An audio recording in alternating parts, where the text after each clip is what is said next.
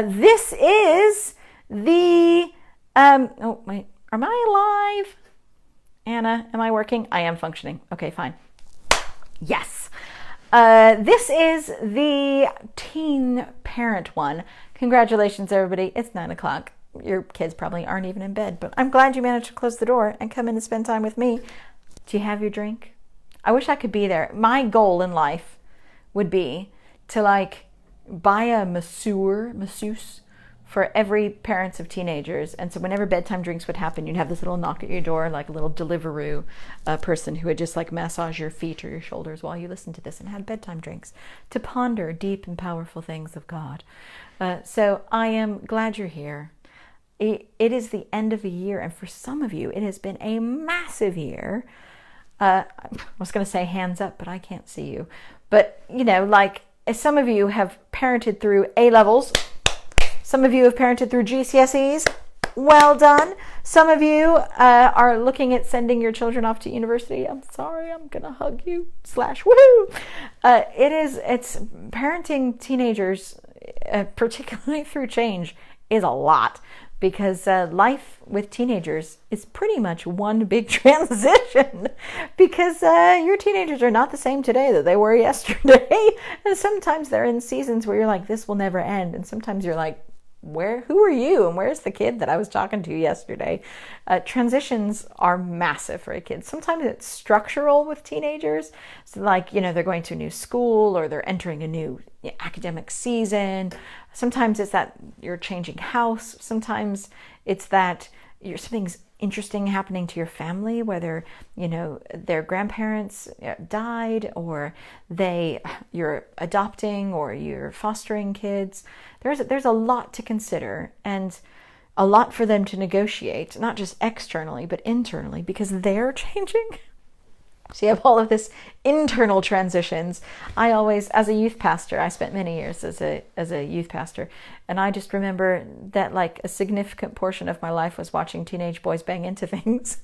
And I just remember them saying, my body's not the same as it was last week. I know. Even down to the dimensions of your physical body keep changing. And that is a lot of transition to do. And transition really is about coping with change. It's managing change. And our kids cope in many different ways. Because where their personality is from birth, everyone's born with this sort of innate personality of how they cope with change. And as our kids get older, their character sort of wraps around that, and they learn skills of how to cope with their natural reaction to change. But we get to help shape that. And for teens in particular, it's really helpful for us to teach them how to be proactive in change. There's so much as a teenager that makes you feel out of control. The structures are changing, and homework is being assigned, and all this stuff is happening to you. Your body's flipping out, and all of this stuff, and you're sort of a victim of circumstance of change. And what our teenagers need is to be trained in how to be proactive and to feel powerful within it. And so I just wanted to talk a little bit about how we can give tools and encouragement and proactive power to our children, so that as they are negotiating rapid fire changes of friendship and changes of location and changes of family, they can have tools to hang on to throughout this. So as usual, please share your wisdom and experience. Type on in, share your stories, your thoughts, your advice. If you disagree with me, feel free to type that in too. I'm going to give you some skills, and if you have any particular questions that you want me to attempt to answer, or at least point you in the right direction of where you might be able to find that answer, please feel free to type those in as we go. And then at some point I'll pray for you, and we'll check in with all of those and answer those or not, and that will be our session. So the first thing, I think there's about 4 to 6 things, depending on how we go, that might be helpful for our teenagers, particularly in this. The first thing is to provide a theological framework, if I'm going to use the big word, for who God is in change, which is very simply being comfortable to highlight stories to them, not in a Bible preachy way, but just in a an acknowledgement that this is not a new thing. God is the same yesterday, today, and forever. And actually the only thing we can cling to in change is the God who doesn't change. And you can see that in some really interesting stories, sometimes that our kids haven't thought of yet. And particularly for Christian children, they are like, I know everything about the Bible that there possibly could be. And actually they don't. And so here's a few stories that you just may want to drop in, like as a sort of like, oh yeah, I know how that feels. I was reading in the Bible the other day about this, and I thought, that was interesting. For instance, Joshua 14, there's this guy called Caleb. Joshua and Caleb, the spies that went into the thing. But a whole bunch of time later, Caleb's tribe essentially was like, okay, we'll help everybody else conquer their thing, and then it's going to be our turn to take our big mountain. And he had this big thing that he had to take. God was like, there's this big transition for you, a whole new land to live in. But it's going to be hard. You have to fight your way there. You're going to have to work hard for this reward. This new life I have for you is going to take some effort. And what's so cool about Caleb was he was like, where do I want to live in this new land? Give me the hardest thing to conquer. I think he's so cool. He's like, give me the hardest thing to conquer. Yeah, the place with like giants and like terrifying things, give me that, because God said I get it, so I'm going to go after that. And I find that really interesting in change, that sometimes I just want it to all happen easy, but actually sometimes the greatest reward and the greatest bit of God's promise is the thing that's hard. And sometimes transition and getting to the next season feels hard. But God's got something really exciting on the other end of it. And I'm really excited to see what's on the other end of this battle that you're fighting. And just to drop that in as you're talking about it, as you think about it, as they're trapped in the car and can't go anywhere, to share those stories of something new, of what God has for them. Acts 13 I find fascinating. It's when they wanted these two, the apostles wanted these two guys to go on a new adventure, and they were like, okay, God, who should we set aside for this? And the Holy Spirit was like, that person, I want to send those two people off on an adventure. And so the apostles took them aside and were like, we think there's a whole new thing for you, and so we're going to pray for you and send you out and be behind you and stuff. And you can turn to your teenager and be like, we want to be behind you like those guys were. And I want to gather people and be like, woo, you got it. And how can we send you off into this next adventure well? Whether it's out of children's ministry and into youth, or some churches don't have youth. And so it could be that your 11-year-old is now having to go into the main congregation. And you can say, we don't want you to just feel like you're being dropped. We want to like send you into that. How could we do that well? What party could we throw to send you well? Or Exodus 17, this whole concept of being guided. And our teenagers often feel just shoved around. And to say, we say the Israelites were wandering in the desert for 40 years, but they weren't. They were absolutely guided step by step. This cloud would be like, move, don't move, move, don't move, move, don't move. They were guided. And I want that for you. I want you to know God so closely that He'll guide you every step. That's like a promise. And I'm going to be praying that for you. And if you ever need some help in feeling like you need to know that cloud of what God is saying, then let me know. I'd love to help you figure it out. Wherever it is, who God is in change, and feeling like you can say, I was thinking about this the other day, I was reading this the other day, and it just made me think, is this how you feel? And that's just really exciting that God's got that for you. There's something about knowing that is really useful for you to pull out every once in a while, because they need to know where God is in change, whether it's that He's close to the brokenhearted, whether that He knows our future before we know it, whether it's that He's prepared a good thing for us, whatever those truths are. Sometimes they're just trying to survive 1,000 changes, and to say God that's the same as yesterday, today, and forever can be counted on for this is important. The second thing you might want to do is to help them see not just how they've changed, but the past transitions that they've had and the impact it's had on their lives. There's so many things that particularly our teenagers have had to conquer, whether they're in their A-levels now and they've conquered their GCSEs, and for them to be like, oh, I'm not sure I could start this over again. And to say, look, when you started your GCSEs, you were like this, and I have been in awe of of what I've seen you grow in and how I've seen you fight for this. And I just want to reflect back to you, this transition that you took, you were really nervous about GCSEs, and yet look at what has happened. And there are some transitions that you took that didn't work out right. And that's sad. And you battled that, and God met you in that. And that was hard. But you're wiser now. And so how can we set you up so that in case something like that happens, we have structure around you so you don't feel lost at the end of it. And to sort of have a really good conversation and ask curious questions like, what's one thing you wish you knew before you went into year 7? And they could say, oh, it was going to be harder. It was a lot easier than I thought. You go, yeah. I wonder what you're going to say in a year from now. And just to give them that perspective that these years are about transition, and every transition impacts them. And for you to create windows into your life about that too. To talk about, not necessarily when I was in school, but you can say, I'm going through a transition right now and this is what I'm feeling. Or to create a window into transitions that you've had in the past and how that has shaped you and challenged you, and you're so grateful you went through.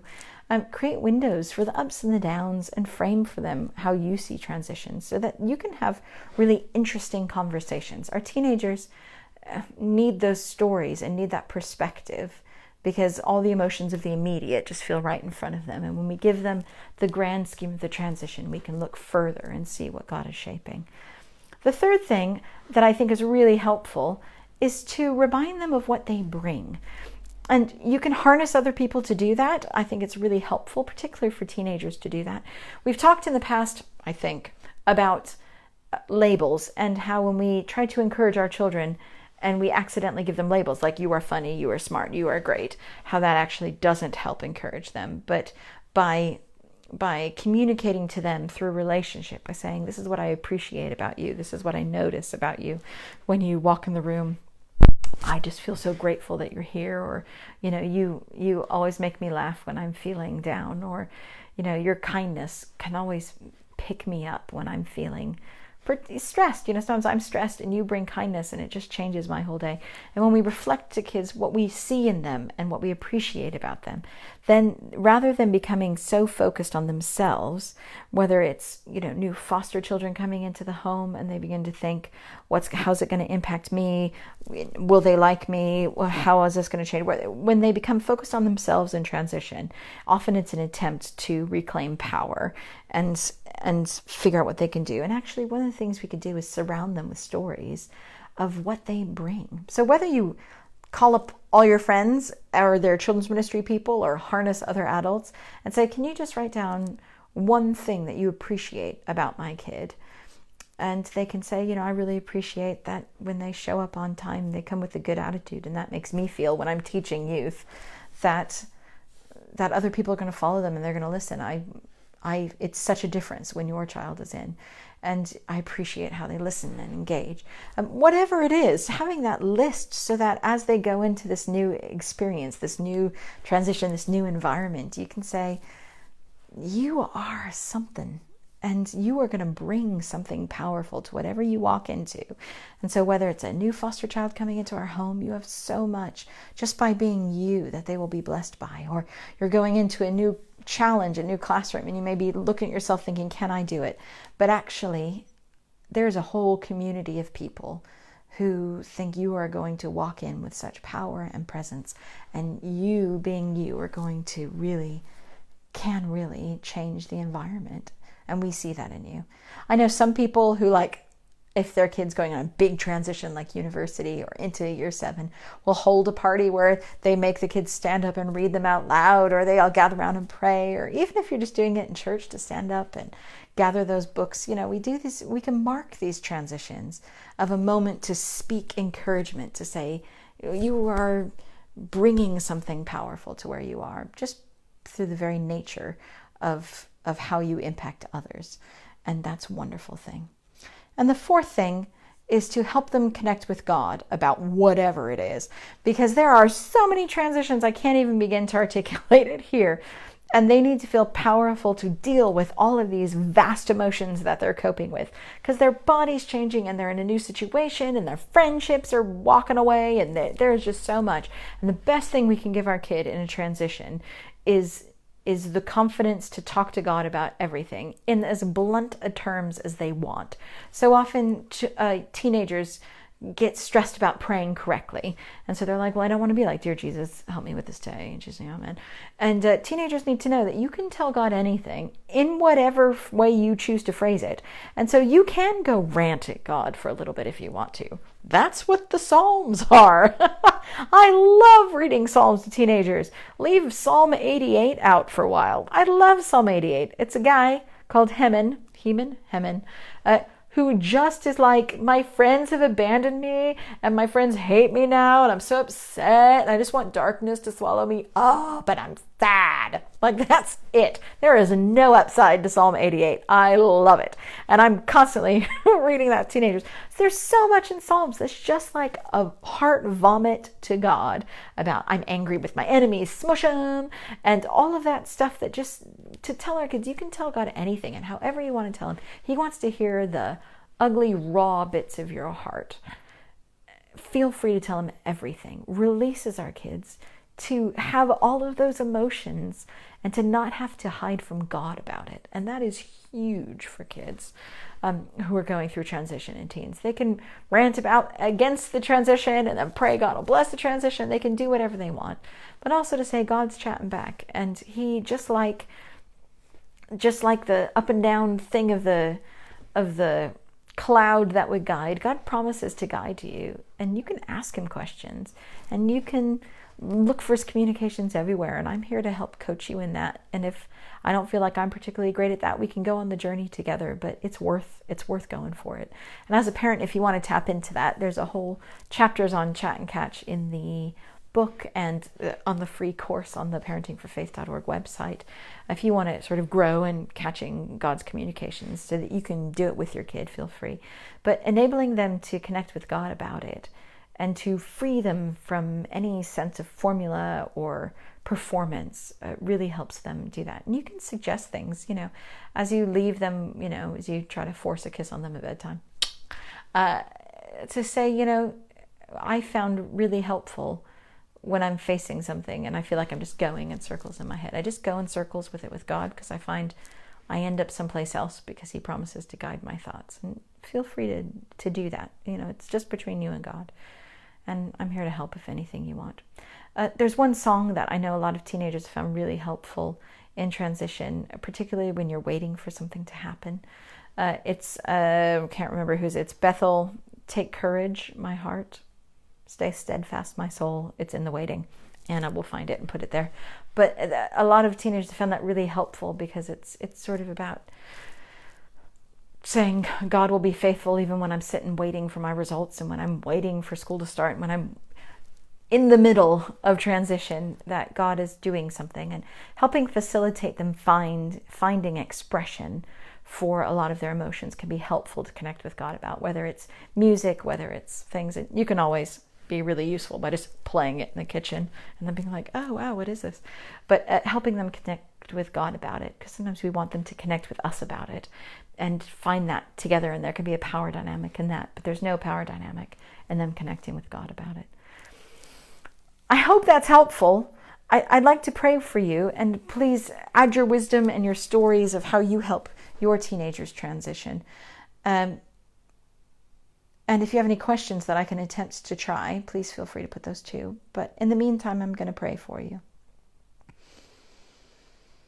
God, I thank you for our teenagers. I thank you that it is never too late to parent for faith, and that you preserve us in the hearts of our teenagers. I thank you that over and over and over again, the research shows how significant teenage parents are in the spiritual lives of their kids and the practical lives of their kids.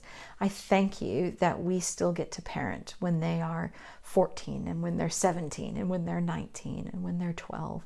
I thank you that we are here in the lives of our kids. And I pray right now for a strengthening of our bond with our teenagers, a strengthening of the bond with our teenagers and our young adults, that we may love them and have that love impact them, that we may speak and that would encourage them, that we may hear them well. God, I pray that you would tune our ears to hear the sentence underneath the grunt, God, that we may still hear the heart of our child and minister to it. And I pray for a real depth of connection between us, that we may speak encouragement and life, and that we may draw them close to you as they negotiate these transitions. God, I thank you for all the wonderful things you have laid out for our children, all the wonderful transitions you're having them walk through and have in front of them. And I pray that you would fill them with your peace and your confidence, God, that they may walk forward into this wonderful life you've laid out, that you would teach them of you, and that you would strengthen their character, that they may become more and more and more daily like you have shaped them to be, and more reflecting of you. God, teach us how to do this well, because we've never parented this teenager before, through this day, through this transition in the history of the world ever. And I pray that you would go ahead of us and show us where you are, that we may follow the best parent ever and see our children flourish with you. In Jesus' name, amen. So, if there's any comments or questions, I'd love to hear them. If not, then be blessed. It is almost 9:30. I'm just waiting for another couple of seconds for Anna to make sure there's anything that I'm supposed to catch. Anything? Nope, doesn't look like it. So have a great time. We are not doing this next month in August because I'm going to be at my mom's house having a great time, sitting around in my pajamas. So I'm going to have a great time. So have August off. Have a really good time in August. Enjoy them. Enjoy your kids. Enjoy your teenagers, because they really do like you. I promise. They like you a lot and they need you. So have a really good time of connection and laughter, and enjoy the fact that they're actually funny now, and have a great time, because every time you spend with your kids is significant, because they still need you very much. So have a great night, have a great summer, and we'll see you in September. The Parenting for Faith podcasts will continue throughout the summer. So if you need my voice being like, you can do it, it goes all through the summer, Parenting for Faith podcasts. But until September, or until the next time you listen to the podcast, we'll talk to you later.